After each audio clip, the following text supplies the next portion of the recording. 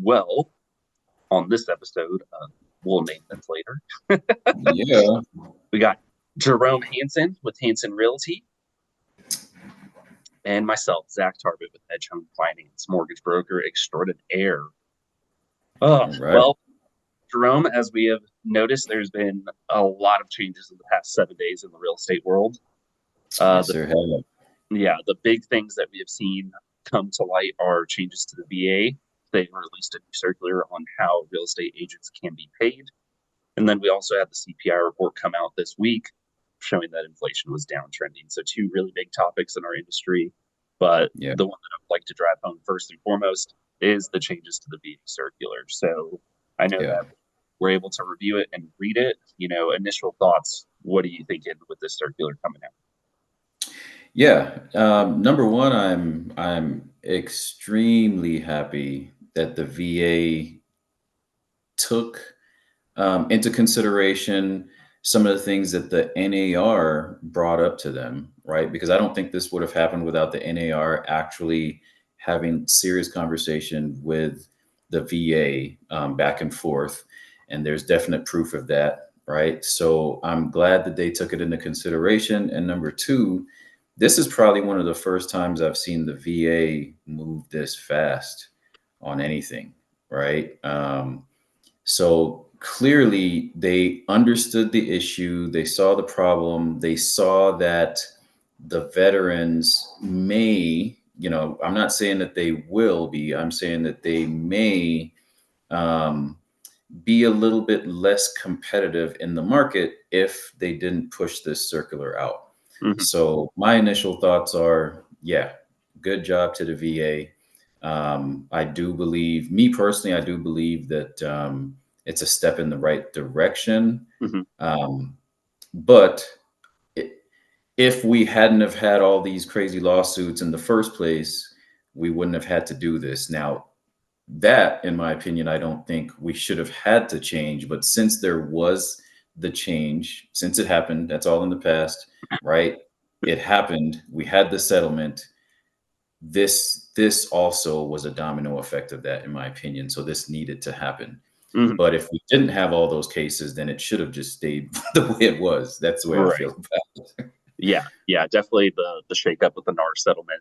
I mean, it really is the driving factor for this, with changes to the agency agreements and all that, how they need to be presented. There's just been a lot of different things, but the VA has kind of dug their heels in until things got closer, similar to what Yeah. we anticipated. I think the VA wasn't going to make any announcements until we got closer to the effective date, which, correct me if I'm wrong, for NAR, it is August 17th of this year. Yeah, that's what I'm hearing.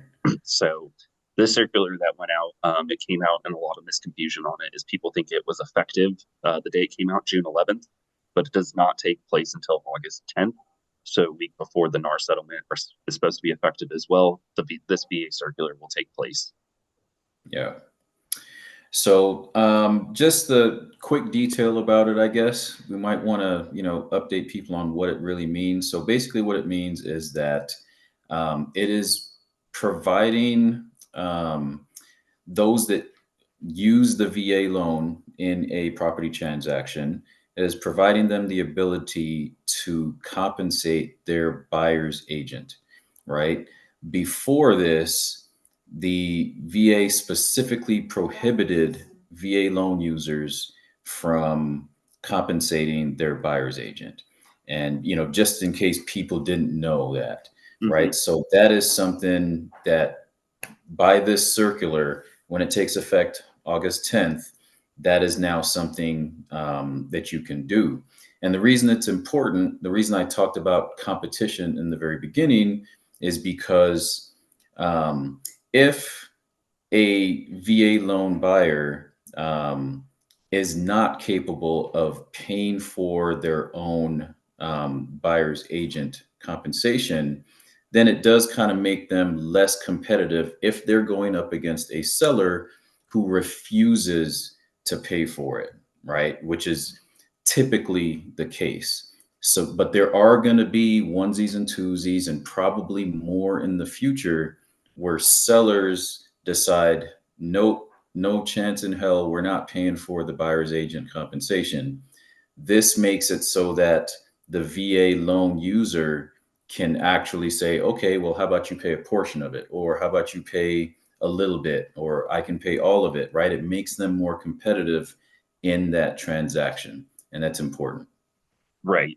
Yeah. I definitely feel like, it brings it to light. There's going to be some home buyers that are veterans that just, quite frankly, can be able to afford that 2 to 3%. And we're going to see that come to light as well. Of course, there are also very strong buyers. So, devil's advocate with this change, I think Yeah. it's going to bring to light some of those rumors that VA buyers are not as strong as your conventional or FHA buyers. But it's going to show that, hey, there are veterans who can easily afford an extra 2, 3%. Is it beneficial to them? That's the debate that I personally don't think it is. But it allows veterans to have that upper hand advantage to where they're not going to be, you know, immediately ruled out if a seller does not want to pay that agent's commission. Yeah. The veteran still has that choice. It's just the big thing that we discussed with that circular. As a lender now, we have to get your, I believe it's the buyer's agency agreement, is what the Yeah. proper term is called. And now, as a lender, what I think is really interesting, we have to make sure that that veteran has those funds to cover a real estate agent's commission if it does come to that. So it seems Yeah. like that will be part of our pre-qualification process moving forward. The big thing that I think is interesting, though, that the VA kind of even has written pretty big black bold on that circular is that they are viewing this as a temporary fix. And I don't understand what they're thinking for the long term. But as this still unravels, it comes to light, they're viewing this as a temporary solution, not so much a permanent solution. But until that circular has any revisions, it will be in place permanently until that Yeah. happens. Yeah, and that's something that kind of caught my attention too. They call it temporary. However, they didn't put a date on it, right? So it's in effect until they rescind it or change it. You know what I mean? So it's one of those things where, on August 10th, I'm gonna think of it as permanent, you know what I mean? Right. Because all they're gonna do is they're gonna wait to see what kind of changes happen in the real estate industry, and then they will use that data, and then down the line they might rescind it or they might change it and add to it or whatever. So it's a step. It's showing me that they want to stay flexible, which in Mhm. my opinion is always a good thing. So, Yeah. No, I agree. The only thing that I don't like about this circular is there have been some junk fees that weren't allowed, such as admin fees, to be placed on mm, there. yeah, And yeah, now those fees are also allowable. And I personally feel like some of those admin fees are not necessary to be charging to the veteran, but mm. now they can be. Did it say anything about admin fees on there? I'm not. Did it say something like that? Not specifically, but it's the Oh, okay. consensus that we all have right now, since pretty Okay. much the non-allowable fees, that can be considered a traditional fee for real estate, and that's the gray area Mm, that it falls in. Since it's a customary, it can be yeah. based on your market. Now it can still be placed. Now it can be placed on the veteran to pay Mm, that admin fee. Could be yeah. $300, could be $500, just depending on the market. So if it's a customary in that market, now the veteran can pay that admin fee. That's on the verbiage and understanding that we're having right now on the lending side.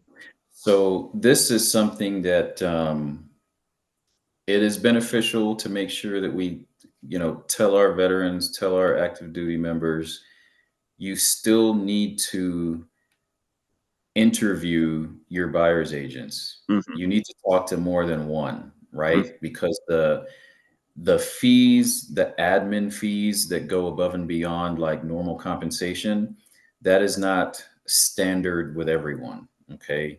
So you definitely need to chat with your buyer's agent and discover exactly what they feel all of their compensation entails, mm-hmm. right? I don't do admin fees and stuff. Typically, I mean, really, that's just because I'm not paying someone else to help me out, right? So I don't have, a transaction coordinator. I don't have an assembly line person. I don't have, somebody looking over my shoulder to check stuff. So I don't have what typically would be looked into as, admin type fees and stuff. that's where that charge is coming from a lot of times with real estate agents, is because on the back end they feel like they've got to pay for um, some extra people to help this transaction move along. Hmm. um, there's obviously some real estate agents out there who don't have that at all, or they may waive it for a veteran or something like that. It just depends, Right. right? Yeah. Exactly. So those are the big things that I am seeing. We'll definitely see how this shakes out moving forward once it is implemented. What we have kind of mentioned before, I don't really see this happening in big military areas where it's going to impact buyers as much. But I think where you're really going to see those veterans have to worry about paying an agent's commission is those little areas that don't have a lot of veterans buying homes or selling Yeah. homes. But in big military areas, I think it will come down to, the agents explaining to the sellers kind of how the market works and what most people can or cannot do when it comes to buying. But Yeah. where we have kind of always mentioned the big impact, I think, is going to be in those little areas where it's not a lot of veteran buyers, just the onesies and twosies who may see the worst impact of this. Yeah, that's definite. Agreed there. So we also, what was it, yesterday or the day before, we had a new CPI Mhm. um, Two days get ago. laid out. Yeah. Yeah, it's okay. So 2 days ago, we had that get laid down. And it came in a little bit lower than expected. You're going to have the number better than I am, but all I remember is inflation was not moving at the same rate. It was moving at a lower rate than was initially expected, and that is generally a good sign.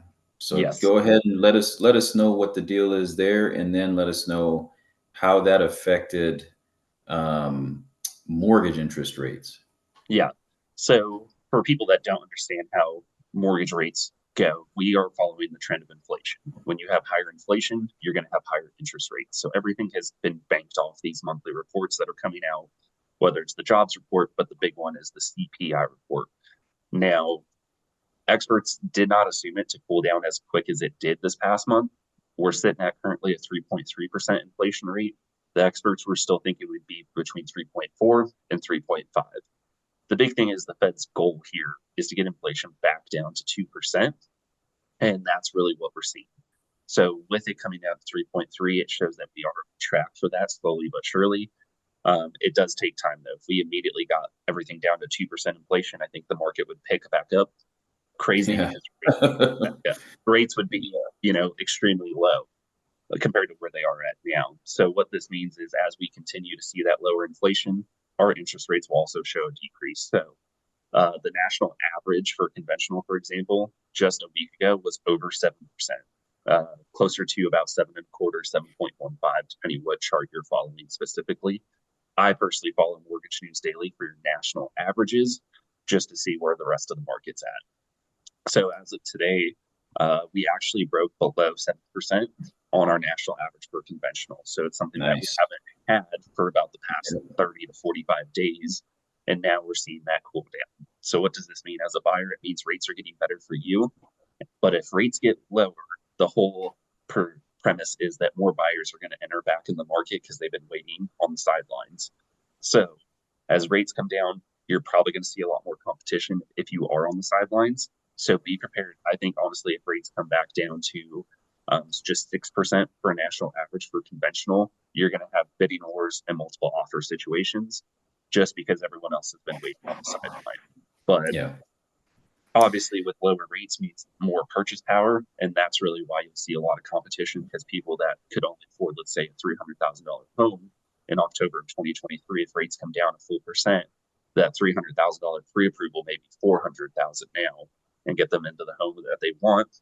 But that's also going to spark a lot more competition because that's where a lot of people are at right now. They want that purchase power, and higher rates mean less purchase power. Yeah. And I'll tell you what, man, I will say this, the whole people coming back into the market, if rates get lower, man, it is such a confusing market because I'll tell you right now, what I see is regardless of the price point, if the home is prepared and ready to sell and it looks amazing, man, the demand out there is crazy. And it doesn't Hmm. matter what the interest rates are. I just this past week, I had buyers that searching for a property in a very well established neighborhood. The price point's above 1 million, and everything just looked amazing. We got in there early. We had, I got my clients in there to see it twice just to make sure. Hmm. In the 3 days then that property was on the market, that thing had over 20 plus showings and got 4 offers. And my clients were a little bit more hesitant than the others, Hmm. right? But it is now under contract, and we're talking about a much higher price point than you would consider to be the average in this area, right? So when things are set, demand just pops out of the woodwork, right? Demand isn't going anywhere. It's just kind of hiding, waiting back for what they consider great, great deals. So once, like you said, once mortgage rates fall, I mean, right now, I can't even imagine what it's going to look like. We have an inkling of what it'll look like because 2020, 2021, 2022, Yep. right? We kind of know what that demand surge looked like. So, man, it's going to get crazy. Yeah. No, absolutely. And that's where I really see the differences and how everyone's anticipating it. But slowly but surely, we are seeing rates come down. The Feds are still hinting at potentially one rate cut before the end of this year. I will say that I think it's going to be based on how next month's CPI report goes. And if we continue to see this trend, this downtrend of inflation, it increases the possibility. But like everybody, this is not a perfect, formula. Some days, some months inflation has gone up, some days it has gone down. So if we continue to downtrend, we may still have the possibility of one rate cut before the end of this year. But conservatively, we're probably looking into quarter 1 of 2025 with the way things have been. Yeah. Everyone expected a few rate cuts this year, but based on inflation, that was not the case. The Feds had to hold out a little bit longer, but I think if we just need to keep this downtrend going, and we'll finally get things to a more stable, if you will, stable. I'm going to air quote that one market, but I don't think anything's going to be stable about it if rates come down to the fives and everyone jumps back in. Yeah. It's going to be a volatile market. You're going to see higher purchase prices for sure, because bidding wars do not decrease the value of the home; they increase the value. That's true. And I mean, even now with, you were saying that we were at before, 2 days ago, we were actually kind of at 7, a little bit above 7, Mhm. as far as interest rates go. What's funny is that mortgage rates did hamper the amount of buying, and the inventory that we have, especially in the Colorado Springs area, the inventory that we have definitely rose. However, the sold prices continued increasing, right? So, and that's why it is when I say it's a confusing market, the things don't add up the way they normally would, and it's generally because of the fact that mortgage rates are dampening things. However, the demand is so high that some people just don't care about the interest rates. And on the flip side of that, though, properties are getting on the market, they're being listed, and they're kind of just sitting there waiting for